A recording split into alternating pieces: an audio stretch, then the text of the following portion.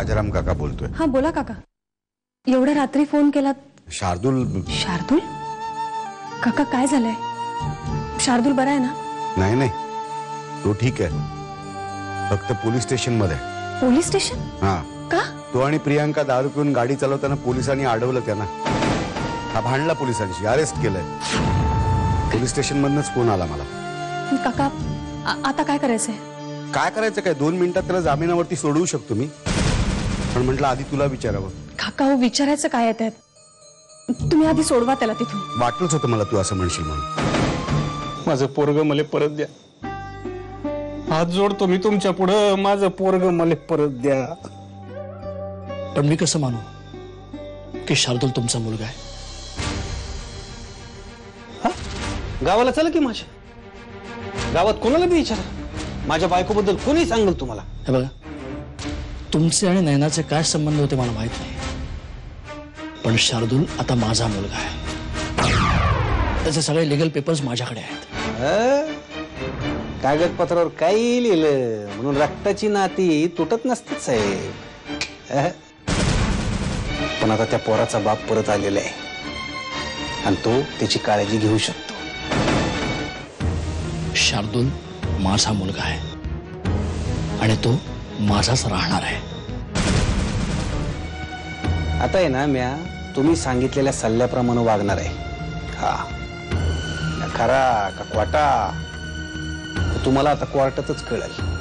ते पोरग माझं आहे आणि ते म्या परत मिळवणारच। त्याकरता मला काय वाटेल ते करायला लागलं तरी म्या ते करणार।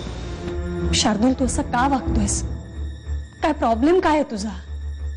अरे आम्ही सगळे इतक्या टेन्शन मध्ये आहोत आणि तू हे बघ। शार्दूल जाऊ दे ना, मी शार्दूलला कुठेही जाऊ देणार नाही। संगीता, मी त्याला जाऊन देत का? अगं माझाही मुलगा आहे तो, तुझं त्याच्यावर जितकं प्रेम आहे तितकंच माझंही आहे। असा कसा जाईल तो?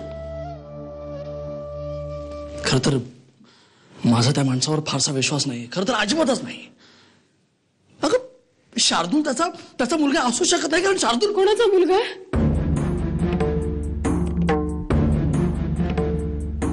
मला माहित नाही, पण त्याचा नक्कीच नाही। कशावरून? कारण मी जेव्हा नैनाला भेटलो तेव्हा तिच्या तोंडून या माणसाबद्दल कधीच काहीच ऐकलं नव्हतं।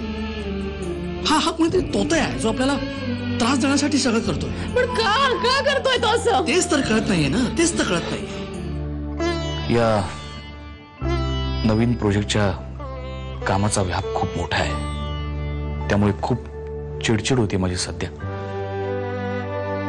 प्लीज समजून घे नेहमीसारखं। त्या सगळ्या टेन्शनमुळे तोल जातो माझा आणि मी चिडतो उगाचच। खरंच मनापासून सॉरी। त्या प्रियांकाच्या नादाला लागलास ना तर तुझं आयुष्य बर्बाद करून घेशील तू। एक नंबरची नालायक, पाताळ यंत्र आणि नीच बाई येते। राजाराम काका, जे काय बोलायचं ते मला बोला, पण प्रियांकाला बोलायचं काय काम नाही।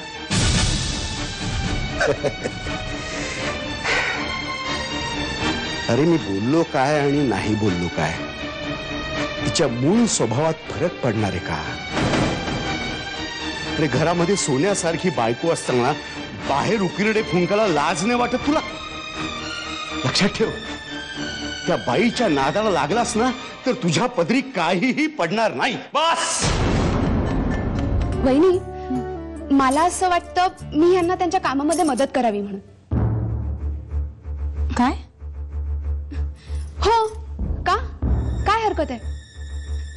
एवढी मोठी कंपनी आपली, एवढी लोक काम करतात, मग मी काम केलं तर कुठे बिघडलं? आणि सगळं आपल्या घरचंच आहे ना। हो ते झालं, पण यांना विचारावं लागेल ग। वहिनी, तुम्ही त्याची अजिबात काळजी करू नका, मी दादांची परमिशन घेणारच आहे। पण मी उद्यापासूनच आदित्यांना त्यांच्या कामात मदत करायला लागते। मी ही बातमी माझ्या मैत्रिणींना सांगून येते, त्या खूप खुश होतील। मी आलेच।